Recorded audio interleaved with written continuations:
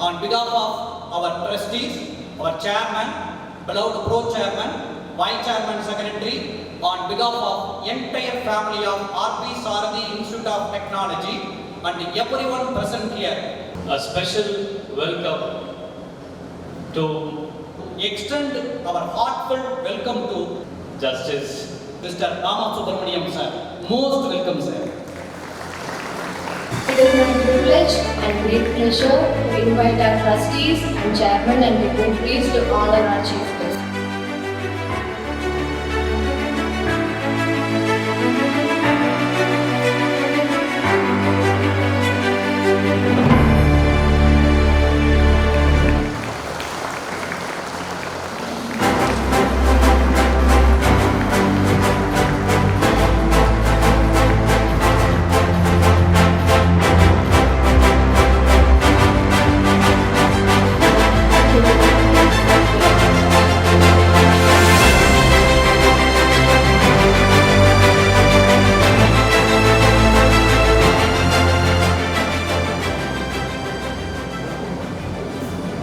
அனைவருக்கும் என்னுடைய காலை வணக்கங்கள்.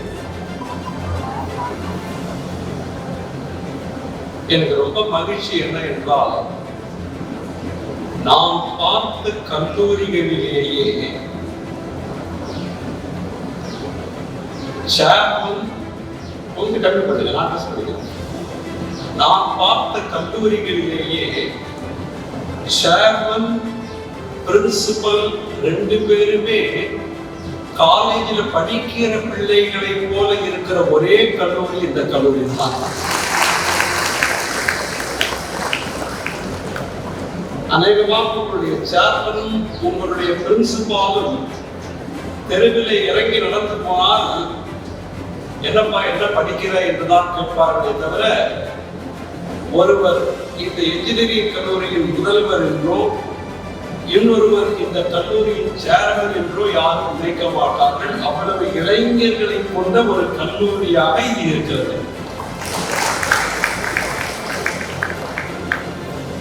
இந்த கல்லூரிக்கு என்னுடைய வாழ்த்துக்களை நான் சொல்ல வேண்டும். காரணம், சமீபத்தில் ஆகஸ்ட் 23, 2023 அன்று எக்கனாமிக் டைம்ஸ் பத்திரிகை ஒரு செய்தியை வெளியிட்டது. அந்த செய்தியில என்ன சொல்லப்பட்டது என்றால், over 200 engineering colleges in Tamil Nadu could fill up only 10% of the seats. 37 colleges get zero admission. தமிழ்நாட்டிலே 200 பொறியியல் கல்லூரிகளில் 10% தான் மாணவர்களை சேர்க்க முடிந்தது. 37 பொறியியல் கல்லூரிகளில் ஒரு மாணவர் கூட சேரவில்லை என்று எக்கனாமிக் டைம்ஸ் இந்த ஆண்டு ஆகஸ்ட் 2023 அன்று செய்தி வெளியிட்டது. அப்படி பார்க்கிற போது இந்த ஆர்பிஎஸ் இன்ஸ்டிடியூட் ஆஃப் டெக்னாலஜியில் நீங்கள் எத்தனை மாணாக்கர்கள் சேர்ந்திருக்கிறீர்கள் என்பது இந்த கல்லூரி குறைந்த வயதிலே பெற்றிருக்கிற நிறைந்த வெற்றியை காட்டுவதாக நான் நினைக்கிறேன்.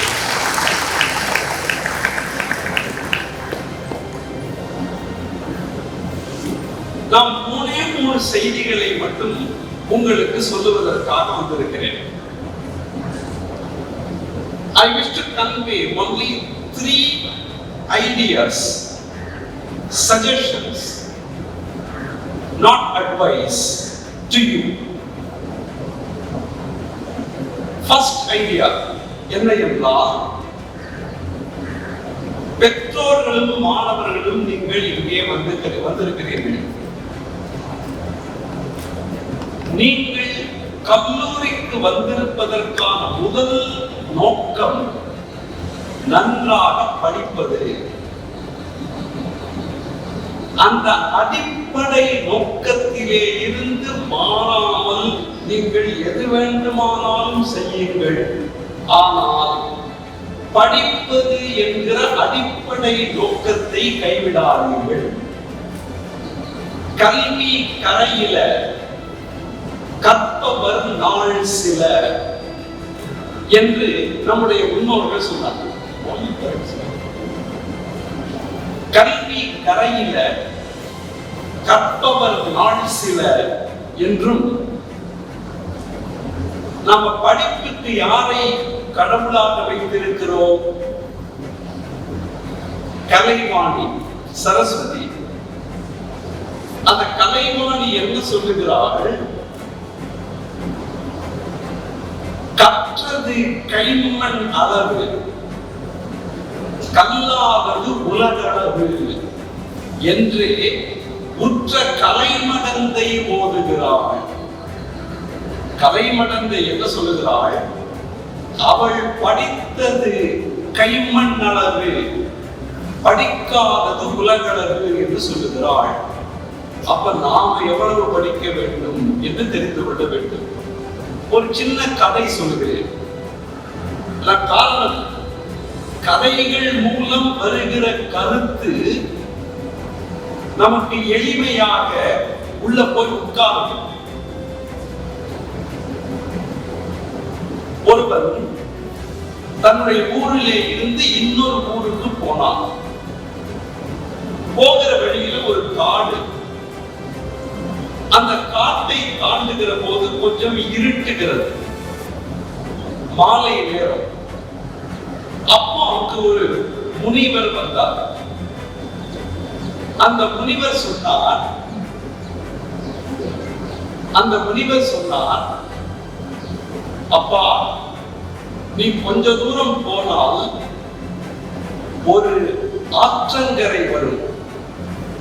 அந்த ஆற்றங்கரை மண்ணிலே நிறைய கற்கள் இருக்கும்.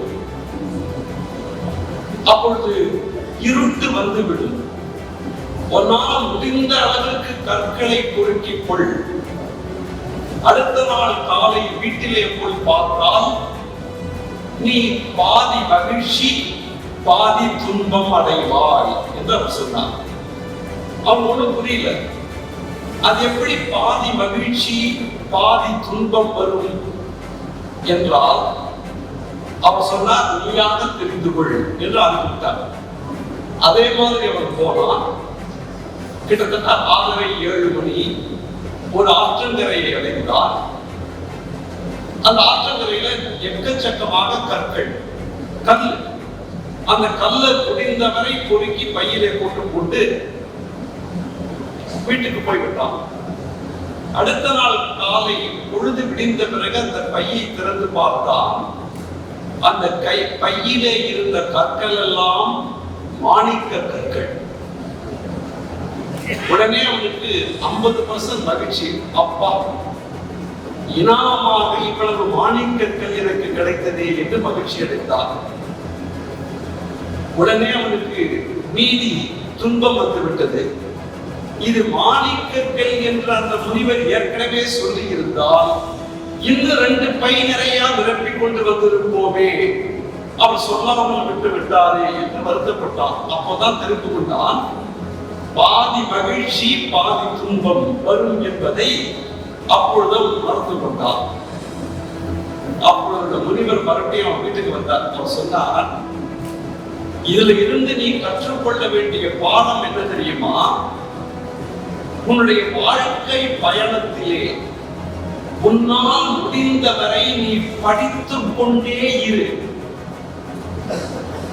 எவ்வளவுக்கு எவ்வளவு படிக்கிறாயோ அவ்வளவுக்கு அவ்வளவு உனக்கு மகிழ்ச்சி கிட்டும். ஆனால் இன்னும் படிக்காமல் போய்விட்டோமே என்று மீதி துன்பமும் கிட்டும். அதுதான் படிப்பினுடைய பெருமை என்று அவர் சொன்னார். பில் டியூரான் என்று ஒரு மிகப்பெரிய அறிஞர் இருந்தார்.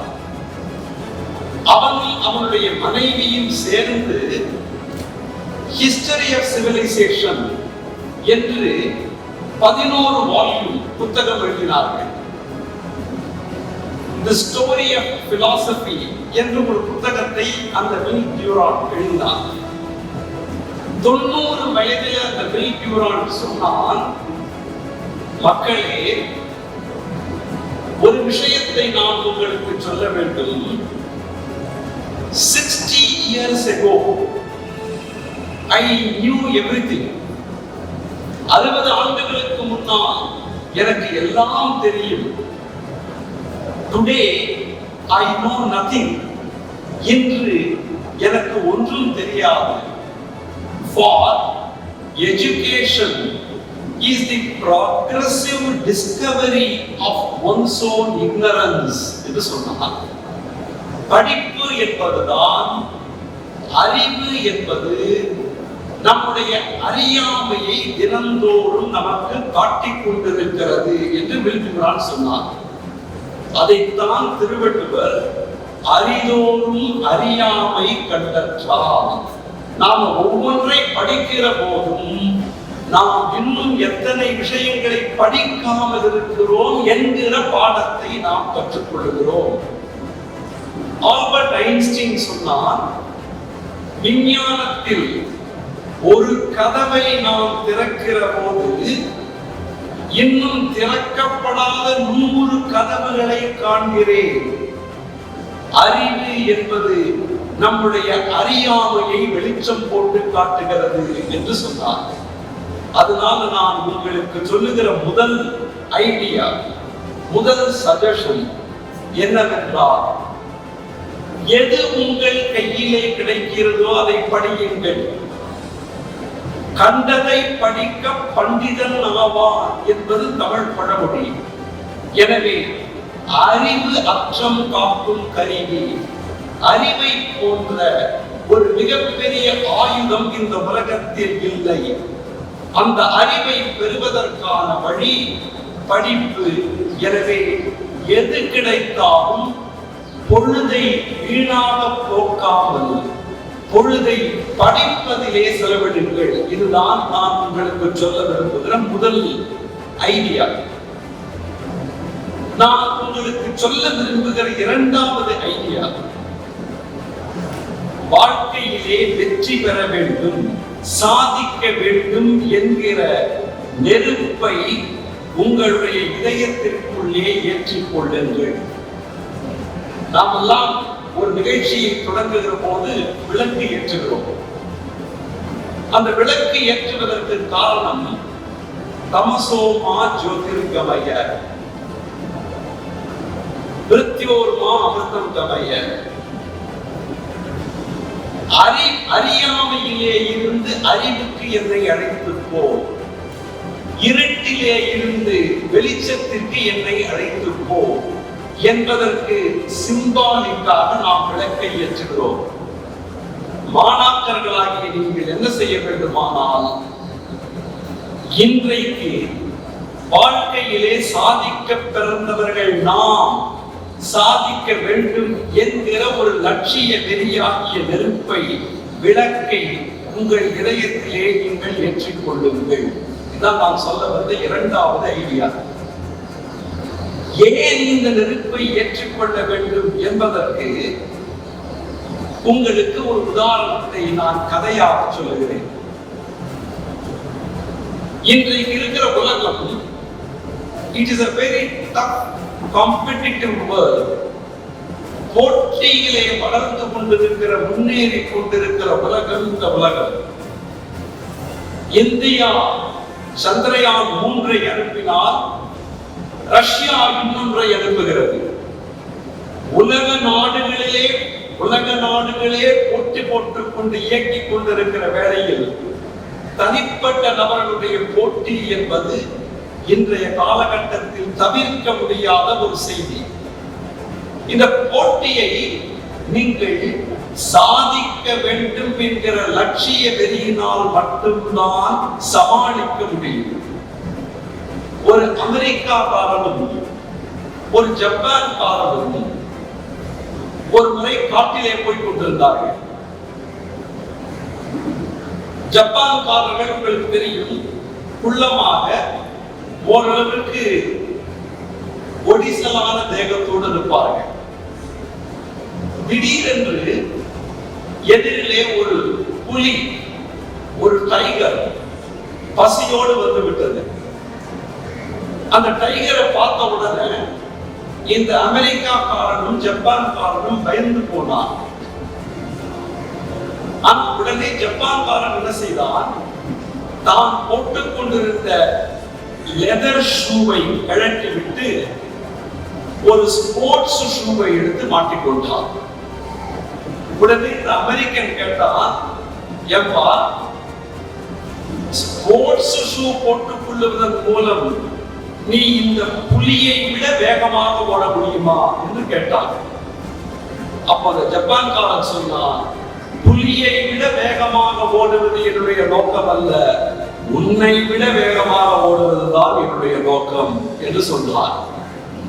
காரணம், அந்த அமெரிக்கனை விட இவன் வேகமாக ஓடிவிட்டால் அந்த புலி என்ன செய்யும், முதல்ல கிடைக்கிற ஆளை போட்டு தள்ளிவிடும். அதுதான் அவருடைய நோக்கம். இப்படி போட்டி போட்டுக் கொண்டு ஓடுகிற உலகத்திலே அறிவு என்கிற ஆயுதம் உங்களை காப்பாற்றும்.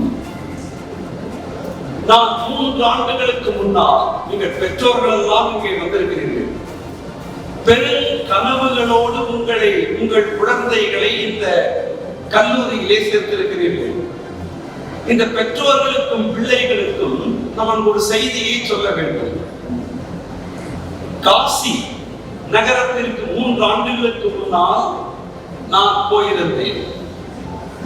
நான் விமானத்திலே இருந்து இறங்கி விமான நிலையத்திற்குள்ளே நுழைந்த போது அங்கே போட்டு சூட்டு போட்டு கையில ஒரு பூங்கொத்து, ஒரு பொக்கையை வைத்துக் கொண்டு அந்த ஊரினுடைய கலெக்டர் நின்று கொண்டிருந்தார்.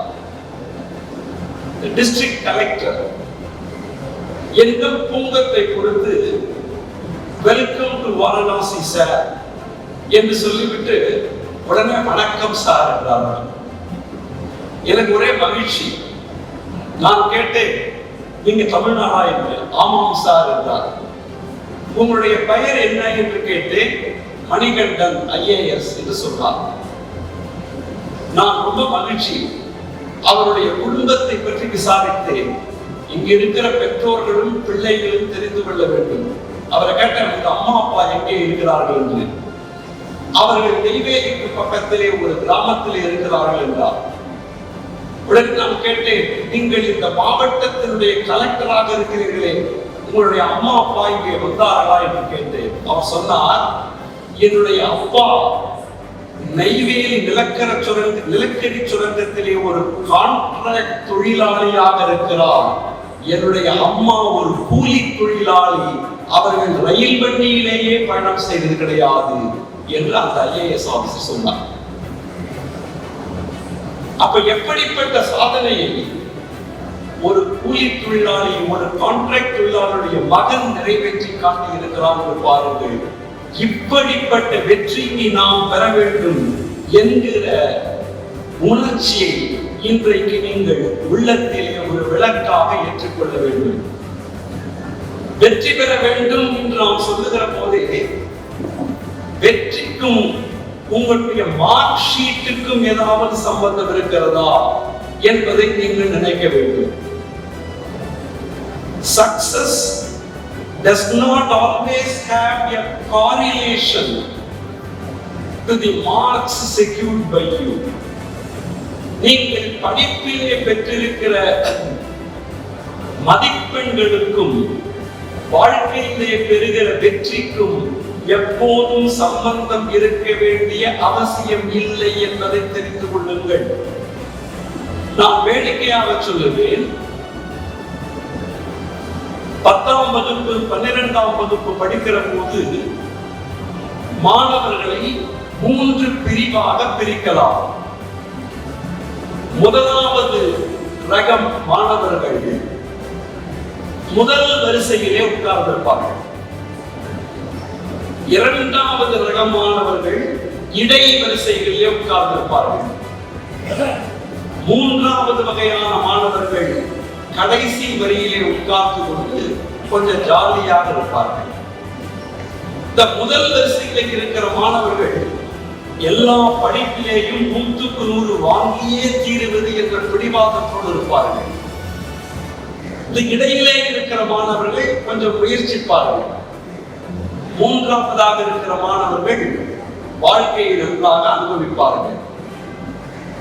ஆனால் ஒரு 20-25 ஆண்டுகளுக்கு பிறகு என்ன நடக்கிறது என்று பார்த்தால், இந்த முதல் வரிசையிலே உட்கார்ந்திருந்த மாணவர்கள் எல்லாம் மருத்துவர்களாகி இருப்பார்கள், பொறியாளர்களாகி இருப்பார்கள், நல்ல இடத்திலே வேலை பார்ப்பார்கள், சமூகத்தில் ஒரு நல்ல அந்தஸ்து இருக்கும். இந்த நடுவிலே உட்கார்ந்திருந்த மாணவர்கள் ஒன்று BA படிப்பார்கள், ME படிப்பார்கள், PhD படிப்பார்கள், ஒன்று கல்லூரிகளிலே ஆசிரியர்களாக போவார்கள், அல்லது விடாமுயற்சியிலே IAS எழுதி இந்த டாக்டருக்கு என்ஜினியருக்கு மேல வந்து உட்காருவார்கள். இந்த கடைசியில இருக்கிற மாணவர்கள் இருக்கிறார்களே, அவர்கள் என்ன செய்வார்கள்? வாழ்க்கை என்கிற பாடத்தை படித்துவிட்டு அவர்கள் கடைசியிலே தொழில் செய்து அல்லது அரசியலுக்குள் போய் மிகப்பெரிய வெற்றியை பெற்று இந்த முதல் வரிசை மாணவர்கள், இரண்டாவது வரிசை மாணவர்கள் அவர்களுடைய தலைமையிலே வந்து உட்காருவார்கள்.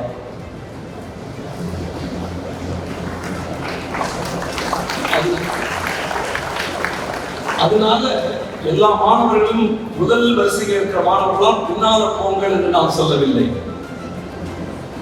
மதிப்பெண் பெறவில்லை என்றால் உடனே தற்கொலை செய்து கொள்ள வேண்டும், வாழ்க்கையே முடிந்து விட்டது என்று நினைக்கிற மாணவர்கள் இருக்கிறார்களே, அவர்களுக்கு நான் சொல்லுகிறேன், வாழ்க்கையிலே பெறுகிற வெற்றிக்கும் மதிப்பெண்களுக்கும் எப்பொழுதுமே தொடர்ந்து இருக்க வேண்டிய அவசியம் இல்லை என்பதை நீங்கள் தெரிந்து கொள்ள வேண்டும்.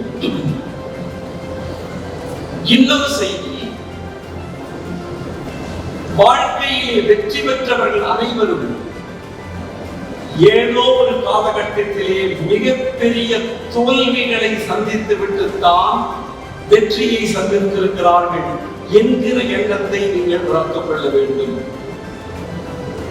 தோல்வி எனும் படிக்கட்டை தாண்டாமல் எந்த ஒரு மனிதனும் வெற்றிக்கு போவதில்லை என்பதை நீங்கள் தெரிந்து கொள்ள வேண்டும். ரெண்டு பேருடைய கதையை நான் சொல்கிறேன். ஒன்று, கெரோல் கன்ஸ்டீன் என்று ஒரு பெண்மணி.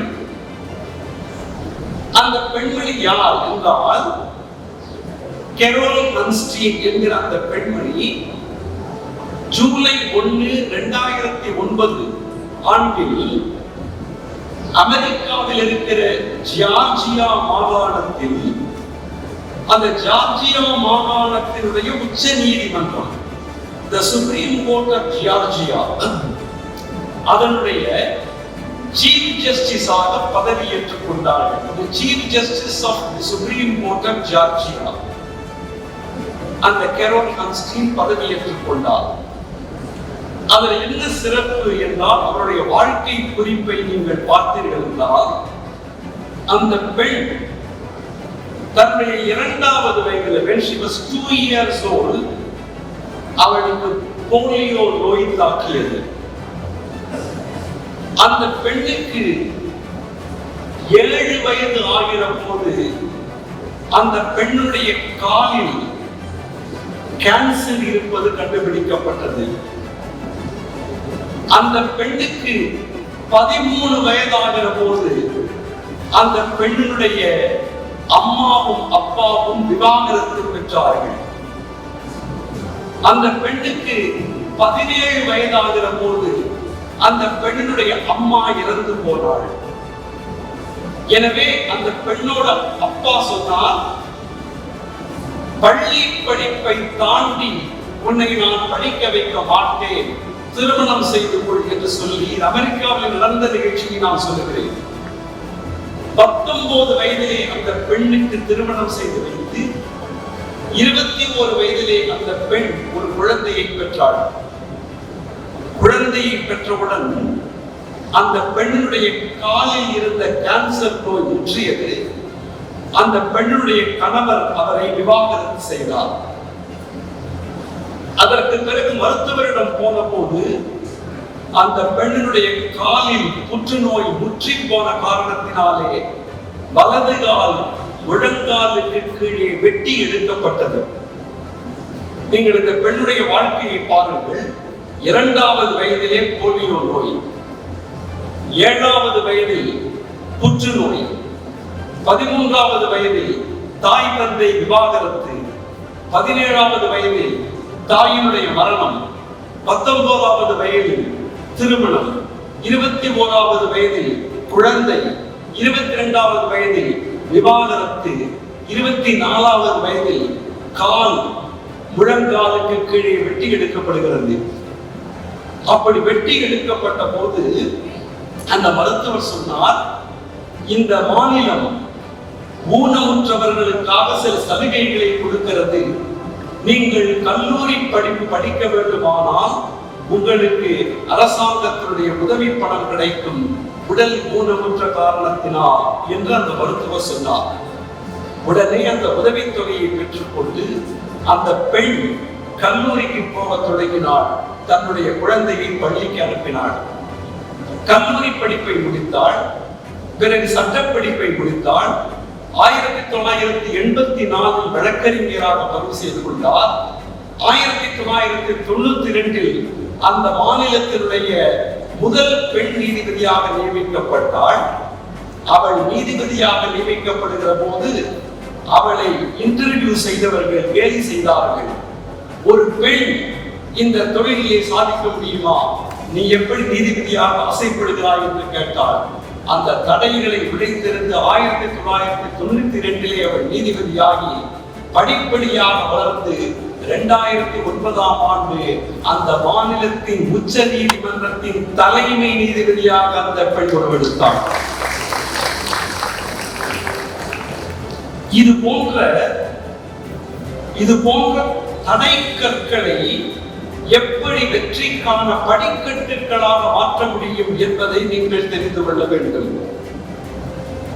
இன்னொரு பெண்மனுடைய கதையை சொல்லுகிறேன். உங்கள் எத்தனை பேருக்கு ஹாரி பாட்டர், எத்தனை பேருக்கு தெரியும்? கை தூக்குங்கள் பார்க்கலாம். ஹாரி பாட்டர், ஹாரி பாட்டர் அந்த சீரீஸ் ஆஃப் நாவல்ஸ் அதை எழுதிய ஜே.கே. ரவுலிங் என்கிற ஆத்தர், ஒரு பெண்மணி ஜே.கே. ரவுலிங் என்று. அந்த பெண்மணியுடைய வாழ்க்கையை பார்க்க வேண்டும். நாம் ஒருமுறை ஸ்காட்லாந்து நாட்டிற்கு சுற்றுப்பயணம் போயிருந்த போது எடின்பரோ நகரத்தில் எங்களை சுற்றுப்பயணத்திற்கு அழைத்துக் கொண்டு போகிற அந்த பேருந்திலே, அந்த பேருந்து ஒரு சின்ன ஒரு சந்தில திரும்புகிற போது எங்களுடைய டூர் கைடு, அந்த பஸ்ஸில் எங்களுடைய டூர் கைடு சொன்னார், நண்பர்களே, வலதுகை பக்கம் ஒரு சிறிய தேநீர் கடை, டீ கடை, நம்முடைய ஊர் டீ கடை மாதிரி எலிபென்ட் கஃபே என்று, எலிபென்ட் கஃபே என்று ஒரு கேஃபேட்டேரியா, அதை காண்பித்து சொன்னார். ஒரு காலத்தில் இந்த டீ கடைக்கு ஒரு பெண்மணி தன்னுடைய 2 வயது குழந்தையை அந்த பிராம், தள்ளுவண்டி இருக்கு இல்லையா, அந்த தள்ளுவண்டிகளை அழைத்துக் கொண்டு வந்து நாள் முழுவதும் டீயை மட்டுமே குடித்து விட்டு, அதுக்கு மேல வாங்குவதற்கு வசதி இல்லை, டீ மட்டுமே குடித்து விட்டு அங்க இருக்கிற வேஸ்ட் பேப்பர்ல ஏதோ எழுத தொடங்கினாள்.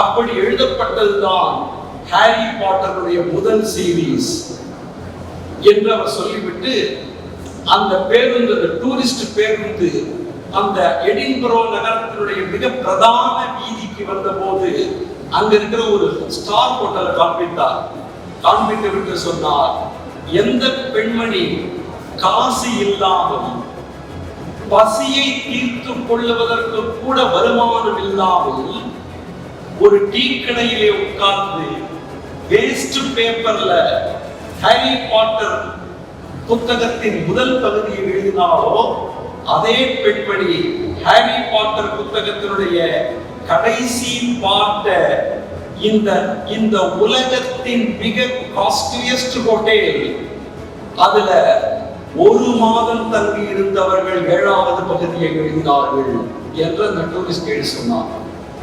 அப்ப வாட் a transformation. காசுக்கே வழி இல்லாமல் குழந்தைக்கு மட்டும் பால் வாங்கி கொடுத்து விட்டு வெற்று தாள்களிலே ஹாரி பாட்டரின் முதல் நாவலை எழுதிய அந்த பெண்மணி அதனுடைய இறுதி நாவலை எழுதுகிற போது ஒரு நாளைக்கு 6 லட்சம் ரூபாய் வாடகை வசூலிக்கக்கூடிய ஹோட்டலிலே தங்கி அந்த கடைசி நாவலை எழுதி முடிக்கிறார். அப்ப இந்த டிரான்ஸ்பர்மேஷன் எங்கே இருந்து வந்தது என்றால் ஆங்கிலத்திலே ஃபயர் இன் தி பெல்லி என்று சொல்லுவார்கள். உள்ளுக்குள்ளே ஒரு நெருப்பு அனைவருக்கும் கனன்று கொண்டிருக்க வேண்டும், சாதிக்க வேண்டும், வெற்றி பெற வேண்டும் என்ற தடைகள் வந்தாலும் என்கிற ஒரு லட்சியம் இருக்க வேண்டும். இது நாம் சொல்ல வந்த 2வது ஐடியா. நாம் சொல்ல வந்த 3வது ஐடியா என்னவென்றால்,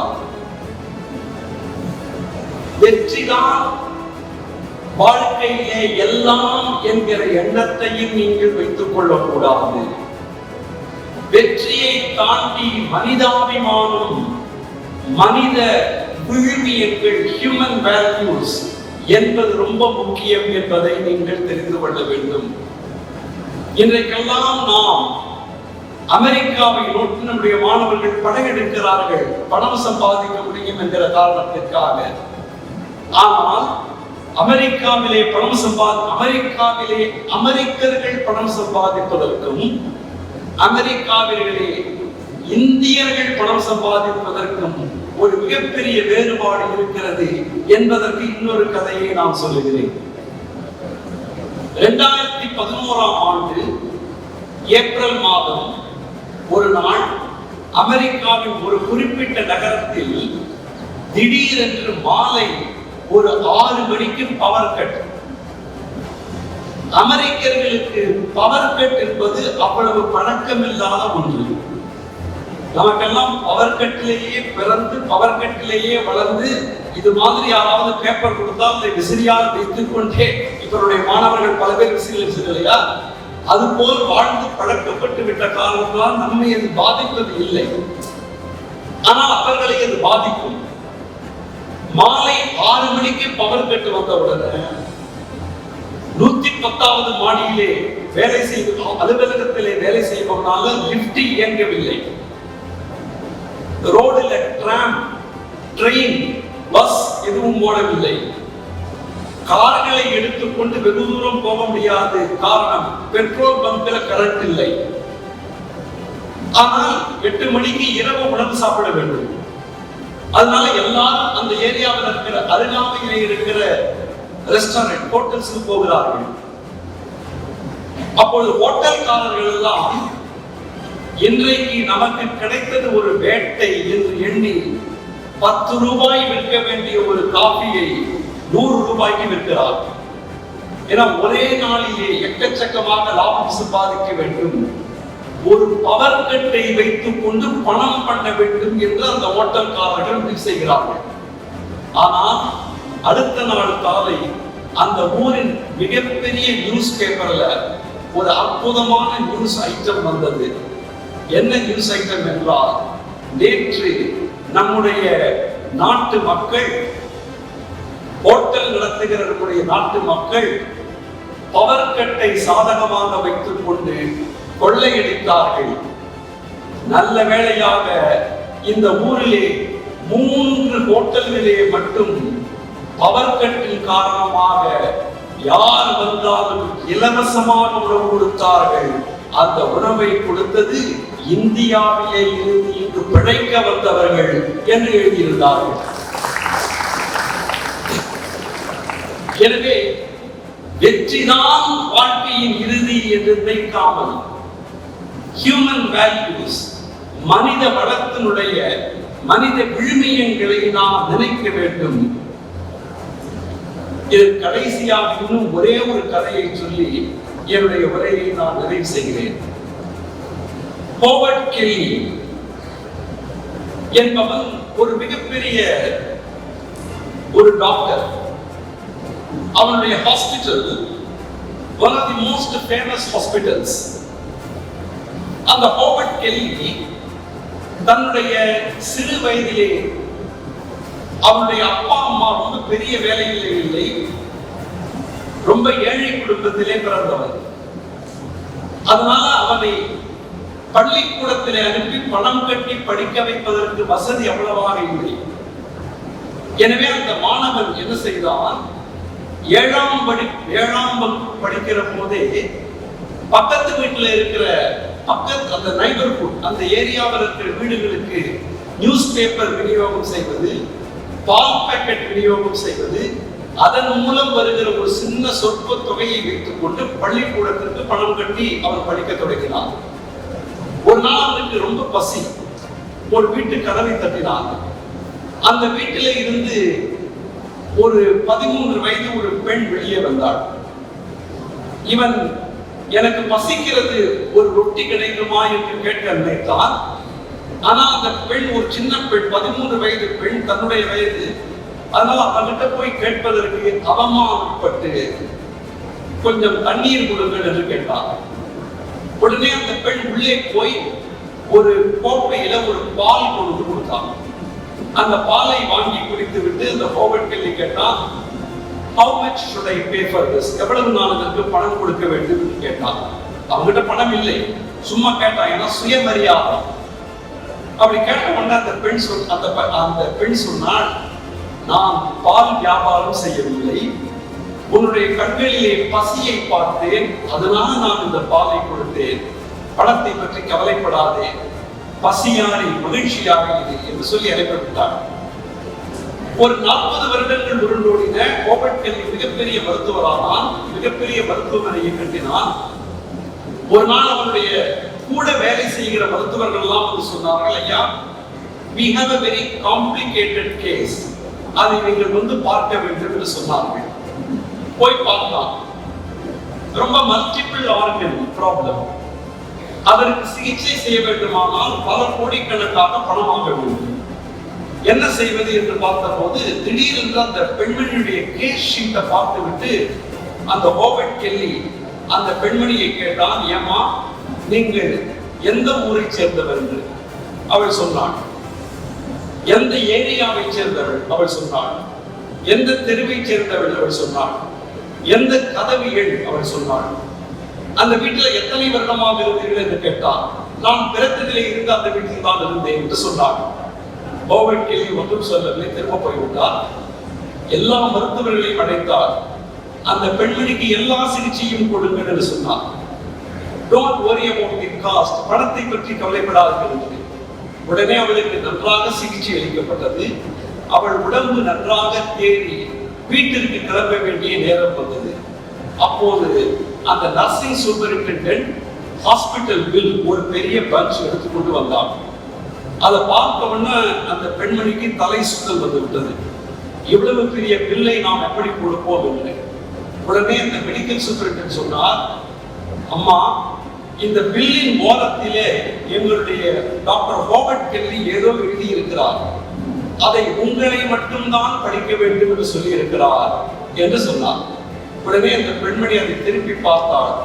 அதுல ஹோவர்ட் கெல்லி எழுதியிருந்தார், this bill has been paid in full with 1 glass of milk 40 years ago என்று எழுதியிருந்தார்.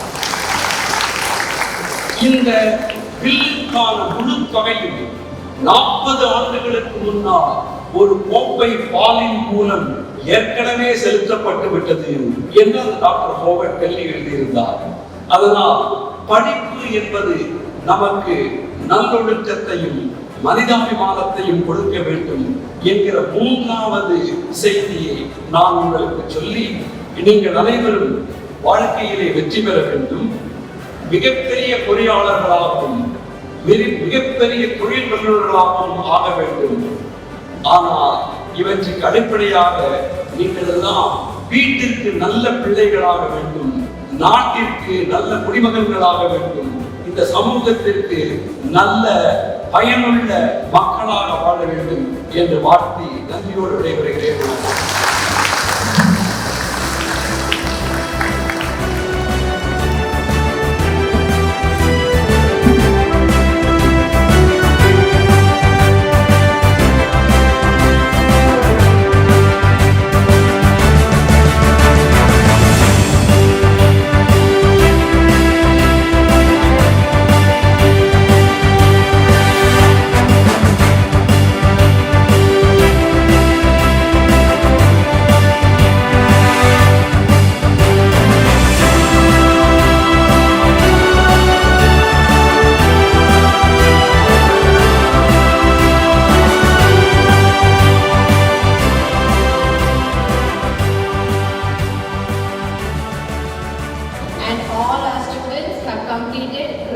learning certification in various technical courses.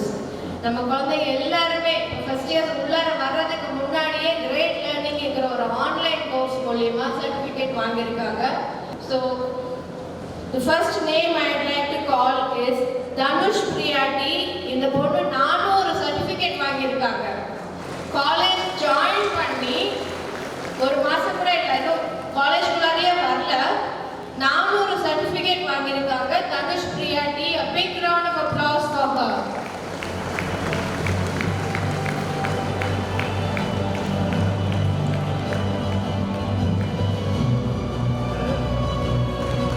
The next person is Jagan. Jagan also has completed 400 certificates. Jagan, 400 certificates. எல்லாமே technical topicsல முடிச்சிருக்காங்க. The next person I have called is Shanshri K. Completed 450 certificates.